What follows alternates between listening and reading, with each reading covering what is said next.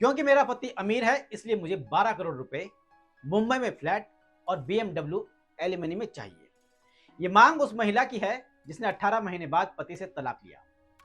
इस मांग पर सुप्रीम कोर्ट भी हैरान रह गया, जिस पर सुनवाई करते हुए सुप्रीम कोर्ट के मुख्य न्यायाधीश BR गवई ने कहा, आप बहुत शिक्षित हैं और अपनी मर्जी से काम नहीं कर रही हैं। ऐसा नहीं हो सकता कि आप सिर्फ अमीर पति से पैसे खींचने की कोशिश करें। महिला को फटकार तो पड़ी, लेकिन फिर भी उसको दो ऑप्शन मिले हैं। एक, या तो फ्लैट स्वीकार कर लो या फिर 4 करोड़ रुपए लेकर आगे की जिंदगी खुद कमा कर लो। कभी कभी लगता है कि एलिमनी अब धंधा बन गया है। इसको लेकर बहस जोर शोर से होने लगी है। ऐसे न जाने कितने मामले हैं जो एलिमनी को सवालों के घेरे में खड़ा करते हैं। पिछले साल दिसंबर 2024 में सुप्रीम कोर्ट में एक महिला ने अपने पति से 500 करोड़ रुपए का गुजारा भत्ता मांगा था, जबकि उसकी शादी को सिर्फ 6 महीने के करीब ही हुए थे। महिला ने तर्क दिया कि उसके पति की संपत्ति 5000 करोड़ रुपए से ज्यादा है, इसलिए उसे 500 करोड़ रुपए चाहिए। अदालत ने इस मांग को खारिज करते हुए केवल 12 करोड़ रुपए तय किए। सोचिए, 12 करोड़ भी कम नहीं होते। जिस देश में प्रति व्यक्ति औसत आय 14 से 18 हजार रुपए महीना है, वहां करोड़ों का खेल हो रहा है और एलिमनी का धंधा। कुछ समय पहले क्रिकेटर युजवेंद्र चहल और डांसर धनश्री वर्मा अलग हुए तो कोर्ट में करीब 5 करोड़ रुपए में समझौता हुआ।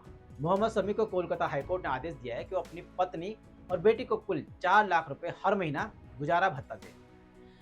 तमिल अभिनेता रवि मोहन की पत्नी आरती रवि ने अदालत से हर महीने 40 लाख रुपए की एलिमनी की मांग की है। क्या इतनी बड़ी रकम को गुजारा भत्ता देना नाम सही होगा? ऐसे गुजारे भत्ते की कीमत नागपुर के उस व्यक्ति से पूछिए जिसने तलाक के बाद गुजारा भत्ता चुकाने के लिए चेन स्नैचिंग जैसा अपराध शुरू कर दिया। जब पुलिस ने उसे पकड़ा और पूछताछ की तो उसने बताया कि कोर्ट के आदेश से हर महीने उसे अपनी पत्नी को पैसा भेजना पड़ता है, लेकिन बेरोजगारी के चलते वो ये रकम नहीं जुटा पा रहा था और मजबूरी में उसने चेन स्नैचिंग शुरू कर दी। चलिए इस शख्स को छोड़िए। बीते साल बेंगलुरु के अतुल सुभाष सुसाइड केस को याद करिए, जिसने पूरे देश को डरा कर रख दिया। इसके कुछ दिन बाद अतुल सुभाष की तरह ही दिल्ली में पुनीत खुराना ने भी फांसी लगाकर आत्महत्या कर ली और फिर यूपी के हमीरपुर में एक युवक ने पहले वीडियो बनाई और फिर जहर खाकर खुदकुशी कर ली। और इन तीनों केस में पत्नियों ने पति से गुजारा भत्ते के नाम पर इतना पैसा मांगा कि उन्होंने उसकी वजह से जीने की जगह, गुजारा भत्ता देने की जगह मरना पसंद किया। और ये सिर्फ भारत की समस्या नहीं है, दुनिया भर की लगती है। बिल गेट्स ने तलाक के बाद मेलिंडा को करीब 6 लाख करोड़ रुपए दिए। जेफ बेजोस ने मैकेंजी स्कॉट को 3 लाख करोड़, जबकि भारत में ऋतिक रोशन ने सुजैन खान को लगभग 380 करोड़ रुपए की एलिमनी दी। अगर आप सोच रहे हैं कि एलिमनी सिर्फ अमीरों की लड़ाई है तो ये बिल्कुल गलत है। ये आम, मध्यम और गरीब लोगों के लिए भी तकलीफ बन चुका है। इन लाखों के केस के बीच एक छोटा सा केस आपके सामने लाते हैं जो 80 साल के बुजुर्ग दंपत्ति का है। मामला अलीगढ़ का है, पिछले साल 2024 का, जहां 80 साल के मुनेश स्वास्थ्य विभाग में सुपरवाइजर के पद से रिटायर हुए और उनकी पत्नी गायत्री देवी जो 76 साल की हैं। किन्हीं वजहों से वो अलग हुए तो पत्नी ने गुजारा भत्ते के लिए अदालत का दरवाजा खटखटाया। उन्होंने कोर्ट को बताया कि उसके पति को प्रतिमाह 35,000 रुपये पेंशन मिलती है, जिस पर फैमिली कोर्ट ने 5,000 रुपये प्रतिमाह गायत्री देवी को देने का ऑर्डर उनके पति मुनेश को दे दिया। लेकिन बुजुर्ग ने अपनी पत्नी गायत्री देवी को प्रतिमाह 5,000 रुपये गुजारा भत्ता देने से इनकार कर दिया और आदेश को चुनौती दी। इस मामले की सुनवाई करते हुए इलाहाबाद हाईकोर्ट के न्यायमूर्ति शमशेरी ने कहा कि ऐसा लगता है कि कलयुग आ गया है। और वाकई में ये कलयुग जैसा ही तो है।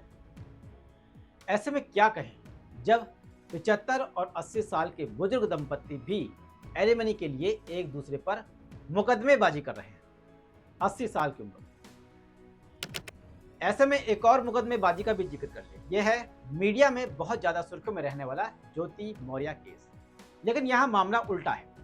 बहराइच जिले के नानपारा चीनी मिल की प्रबंधक PCS ज्योति मौर्य, उनके पति आलोक मौर्य ने हाईकोर्ट में याचिका दाखिल कर गुजारा भत्ता दिलाने की मांग की है। हाईकोर्ट ने याचिका मंजूर कर ली है और 8 अगस्त को इस पर सुनवाई होगी। लेकिन इस केस में पति भी सरकारी नौकरी कर रहा है और वो 50 लाख रुपए गुजारा भत्ता मांग रहा है।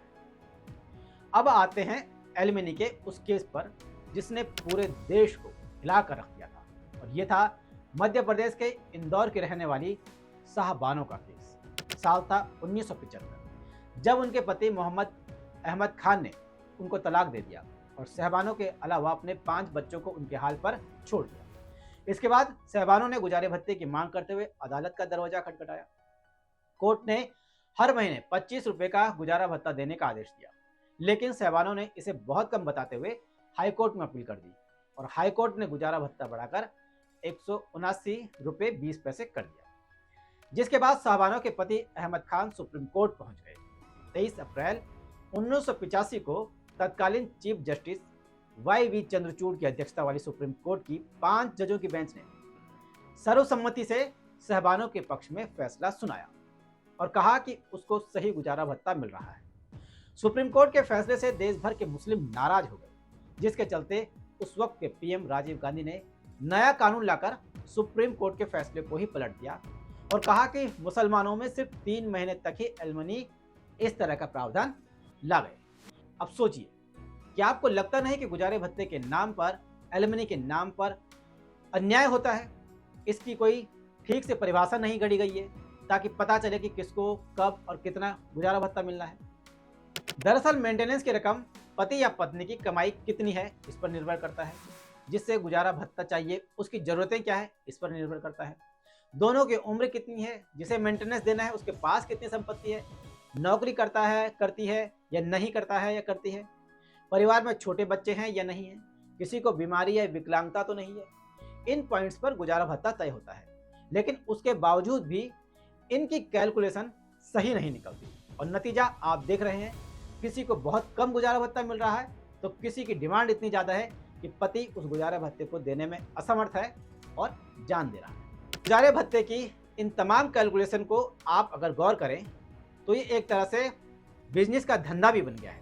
कई बार क्या होता है कि गुजारा भत्ते के चक्कर में पत्नियां कुछ ऐसे इल्जाम लगा देती हैं, जैसे दहेज प्रथा या मारपीट, घरेलू हिंसा, जिनके आधार पर वो जो गुजारा भत्ता मांगना चाहती हैं पति को उनको देने को मजबूर होना पड़ता है इन दबाव के चलते। लिहाजा अभी भी ये बहस का मुद्दा है कि गुजारे भत्ते की जो परिभाषाएं हैं उनको एक सीमित करना चाहिए और सिर्फ इतना होना चाहिए कि कम से कम दूसरे पक्ष का गुजारा हो सके, इतना भत्ता मिले, न कि वो अपनी अय्यास भरी जिंदगी को जीने का उसको एक धंधा मिल जाए। बहरहाल सुप्रीम कोर्ट की जो हालिया टिप्पणी थी और जो अब तक ये तमाम विवाद बढ़ रहे हैं, ये दिखाते हैं कि एलिमनी के कानूनों की फिर से समीक्षा जरूरी है। क्या वाकई में हर पुरुष या महिला को बैठे बिठाए करोड़ों रुपए मुफ्त में मिलते रहने चाहिए, या फिर हमें कानूनों को आत्मनिर्भरता और समानता की ओर ले जाना चाहिए? शायद अब समय आ गया है कि इस पर राष्ट्रीय स्तर पर गंभीर बहस हो, सदन में बहस हो और एलिमनी मदद का जरिया बने, मुनाफा कमाने का नहीं। वही न्याय का तकाजा है।